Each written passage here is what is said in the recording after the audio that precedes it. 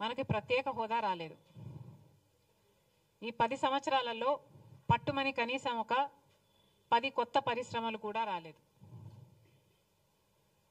దాంతో మన బిడ్డలకు ఉద్యోగాలు రాలేదు.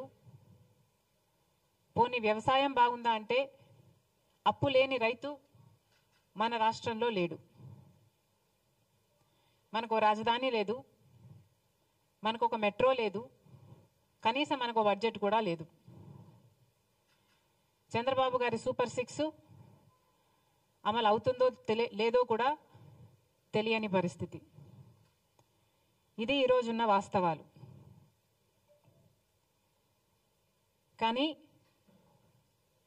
మన రాష్ట్రం ఇంత డెవలప్మెంట్కు నోచుకోకుండా 10 సంవత్సరాలుగా అల్లాడిపోతుంటే మన ప్రజాప్రతినిధులకు ఆ విషయం కనీసం గుర్తన్నా ఉందా? ఈరోజు మన రాష్ట్రంలో పరిపాలన జరుగుతుందా? ప్రజాప్రతినిధుల దృష్టి అంతా ఎక్కడ ఉంది? చంద్రబాబు గారేమో శుద్ధి అని శాంతి హోమాలు చేస్తున్నారు. పవన్ కళ్యాణ్ గారేమో ప్రాయశ్చిత దీక్షలు చేస్తున్నారట. ఇక ఇప్పుడు జగన్మోహన్ రెడ్డి గారు కూడా ప్రక్షాళన పూజలు చేస్తున్నారట. ఒకరి మీద ఒకరు పోటీపడి మరి నీచమైన మత రాజకీయాలు కాకపోతే ఇది ఏమిటి అని అడుగుతున్నాం. చంద్రబాబు గారిని అడుగుతున్నాం, బయట మార్కెట్లో నెయ్యి ధర 700 నుంచి 1000 రూపాయల వరకు ఉంది. జగన్మోహన్ రెడ్డి గారి సర్కారు 320 రూపాయలకే నెయ్యి సప్లై చేసే టెండర్కి ఆమోదం తెలిపిందని మీకు తెలుసు. నెయ్యి కల్తీ అయిందని, లడ్డూలకు వాడే నెయ్యిలో beef టాలో, Pig fat, fish oil ఉన్నాయని నేషనల్ డైరీ డెవలప్మెంట్ బోర్డు ఇచ్చిన రిపోర్టు మీకు తెలుసు. మరి ఇన్ని సాక్ష్యాలు, ఇన్ని ఆధారాలు, ఇన్ని రిపోర్ట్లు మీ దగ్గర పెట్టుకొని కూడా ఏ చర్యలు ఎందుకు లేవు? ఒక పక్కేమో కూటమి సర్కారు ప్రక్షాళన దీక్షలు చేస్తున్నారు, ఇంకో పక్కేమో ఇప్పుడు జగన్మోహన్ రెడ్డి గారు ఆయన ప్రాయశ్చిత దీక్షలట, ఈయన ప్రక్షాళన పూజలట. జగన్మోహన్ రెడ్డి గారి సర్కారు లడ్డూలలో కల్తీ నెయ్యి వాడితే కూటమి సర్కారు అదే లడ్డూలలో మత రాజకీయాలు కలుపుతుంది. ఇద్దరికి ఏమిటి తేడా? ఇంకో పక్కేమో బీజేపీకి చెందిన కేంద్ర మంత్రులే ఈ లడ్డూల వ్యవహారం మీద మాట్లాడుతూ ఇది హిందూ మతం అంతం చేయడానికి కుట్ర అని మాట్లాడుతున్నారు. ఇది హిందూ మతంపై దాడి అని మాట్లాడుతున్నారు. ఇక్కడ మన పవన్ కళ్యాణ్ గారేమో క్రిస్టియన్లు, ముస్లింలు చర్చుల మీద, మసీదుల మీద ఇదే జరిగితే వాళ్ళు ఊరుకుంటారా? మేము ఎందుకు సహించాలి అన్నట్లు మాట్లాడుతున్నారు.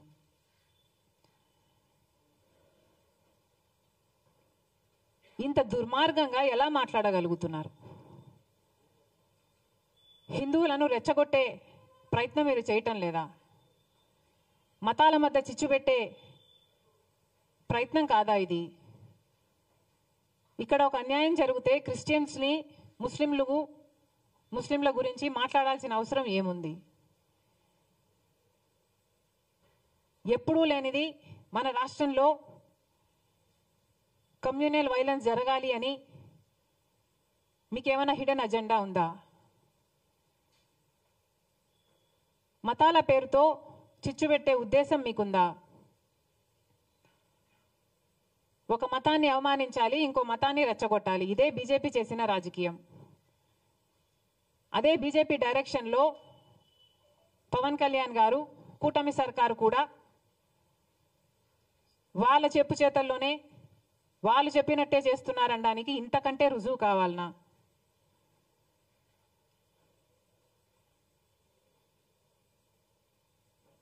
అసలు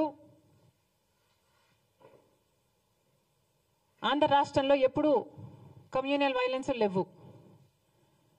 అలాంటిది మీ పొలిటికల్ మైలేజ్ కోసం, పొలిటికల్గా మీరు లబ్ధి పొందడం కోసం ఇది కావాలనే రెచ్చగొట్టే వ్యాఖ్యలు చేస్తున్నారా అని అనిపిస్తుంది. ఇది భావ్యం కాదు. రెస్పాన్సిబుల్ పొజిషన్స్లో ఉన్న వాళ్ళు రెస్పాన్సిబుల్గా మాట్లాడాల్సిన అవసరం కూడా ఉంది. అసలు కేంద్ర మంత్రులుగా ఉన్నవారు కూడా ఇంత నిర్లక్ష్యంగా మాట్లాడుతున్నారు. అసలు మోడీ గారిని అడుగుతున్నాం, మోడీ గారు మీరు గత నవంబర్లో అనుకుంటా వారు మొన్న ఎప్పుడో తిరుపతికి రావడం జరిగింది. తిరుమలలో మోడీ గారు దర్శనం చేసుకున్న తర్వాత 140 కోట్ల మంది భారతీయులకు మంచి జరగాలని ప్రార్థన చేసుకున్నానని చెప్పటం జరిగింది. అయ్యా మోడీ గారు, మరి అదే తిరుమలలో 140 కోట్ల మంది సెంటిమెంట్లు దెబ్బతినే విధంగా ఒక కాంట్రవర్సీ బయటకు వస్తే మరి మోడీ గారు ఏం చేస్తున్నారు? నేషనల్ డైరీ డెవలప్మెంట్ బోర్డు కేంద్ర సంస్థ. ఆ బోర్డు ఇచ్చిన రిపోర్టు ప్రకారమే చనిపోయిన జంతువుల కొవ్వు ప్రసాదంలో కలిపారు అని వాళ్ళు ఇచ్చిన రిపోర్టే చెప్తుంటే మరి మోడీ గారు కనీసం స్పందన కూడా ఎందుకు లేదు? మీరు చెప్పినట్టే 140 కోట్ల మంది భారతీయులకు సంబంధించిన అంశం. మరి అలాంటప్పుడు కనీసం ఒక సిబిఐ ఎంక్వైరీ వేయాలని మోడీ గారికి ఎందుకు తోచలేదు? 2 నెలల కిందనే నేషనల్ డైరీ డెవలప్మెంట్ బోర్డు చేతుల్లో ఒక రిపోర్ట్ వస్తే 2 నెలలుగా ఏమీ చేయలేదు. ఒక సిబిఐ ఎంక్వైరీ వేయడానికి మోడీ గారికి ఎంతసేపు పడుతుంది? మరి ఎందుకు చేయలేదు? నిజంగానే హిందూ మతం మీద కుట్రే జరుగుతుంటే మరి సిబిఐ దర్యాప్తులో అది తేలేది కదా? మరి సిబిఐ దర్యాప్తులో హిందూ మతం మీద కుట్ర జరిగితే అది దేశద్రోహం కదా? మరి అలాంటప్పుడు ఇంత సీరియస్ ఇష్యూ ఉన్నప్పుడు మోడీ గారు సిబిఐ ఎంక్వైరీ ఎందుకు వేయటం లేదు? చంద్రబాబు గారు కూడా సమాధానం చెప్పాలి. 2 నెలలుగా మీకు తెలుసు, 2 నెలలుగా ఆ రిపోర్టు మీ చేతిలో పెట్టుకొని ఏం చేస్తున్నారు? మీ 100 రోజులు పూర్తి చేసుకున్న సందర్భంలో మీరు అది బయట పెట్టారు అంటే ఏమనుకోవాలి? మీరు సూపర్ 6 అమలు చేయలేదు కాబట్టి ప్రజల దృష్టిని మళ్లించడానికే ఒక హిడెన్ అజెండాతో ఇది ఆ రోజు బయట పెట్టారని స్పష్టంగా అర్థమైపోవటం లేదా? చంద్రబాబు గారు సమాధానం చెప్పాలి. 2 నెలల కిందే మీకు తెలిస్తే మరి ప్రజలకు ఎందుకు చెప్పలేదు?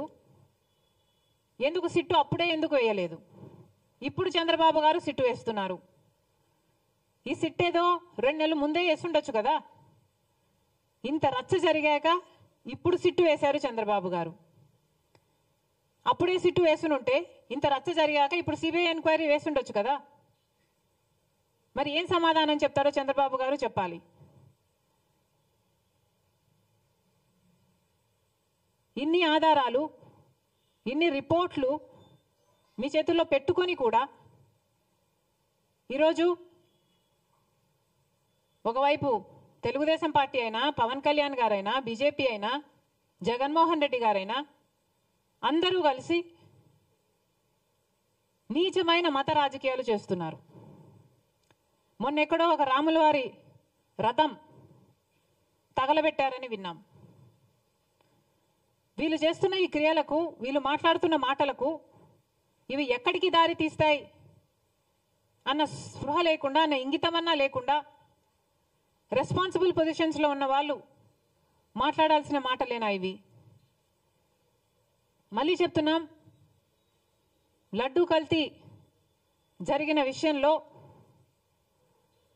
మతోన్మాద చర్యలు అవసరం లేదు, సవాళ్ళు ప్రతి సవాళ్ళు కూడా అవసరం లేదు.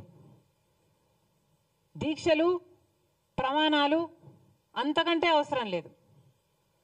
ఇక్కడ కావాల్సిందల్లా నిజం. ప్రజలకు నిజం తెలియాలి. ఈ తప్పు ఎవరు చేశారు, పెద్ద చేపలా చిన్న చేపలా, ప్రజలకు నిజం తెలియాలి, చర్యలు తీసుకోవాలి. మళ్ళీ ఈ తప్పు జరగకుండా జాగ్రత్త పడాలి. అది మానేసి ఇలా నీచమైన మత రాజకీయాలు చేయడం చాలా దుర్మార్గం. మేము దీనికి వ్యతిరేకం. కాంగ్రెస్ పార్టీ ఒక సెక్యులర్ పార్టీ. కాంగ్రెస్ పార్టీ రాజ్యాంగాన్ని గౌరవించే పార్టీ. కాంగ్రెస్ పార్టీ అన్ని మతాలని గౌరవిస్తుంది, అన్ని కులాలను గౌరవిస్తుంది, అన్ని భాషలను, అన్ని ప్రాంతాలను గౌరవించే పార్టీ కాంగ్రెస్ పార్టీ. మా నాయకుడు రాహుల్ గాంధీ గారు సోదర భావం కోసం, ప్రేమను పెంచడం కోసం కన్యాకుమారి నుంచి కశ్మీర్ వరకు వేల కిలోమీటర్లు పాదయాత్ర చేసిన వాడు మా నాయకుడు. సవినయంగా హంబ్లీ వి సబ్మిట్ దిస్. కాబట్టి ఇంత నీచమైన రాజకీయాలు చేయడం మేము తట్టుకోలేకపోతున్నాం. కానీ ఎన్నిసార్లు అడిగినా అటు మోడీ గారు కానీ ఇటు చంద్రబాబు గారు కానీ సిబిఐ ఎంక్వైరీ వేయటం లేదు.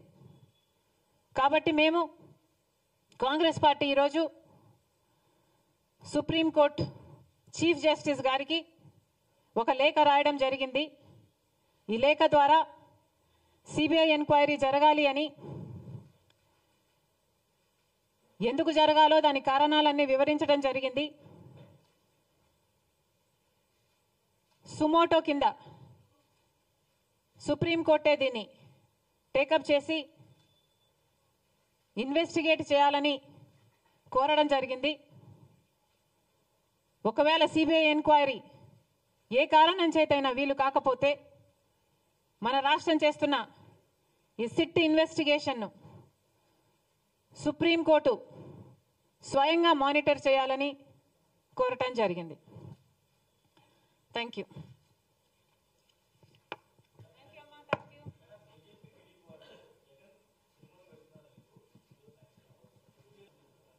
చెప్పాలి, జగన్ గారు చెప్పాలి కదా.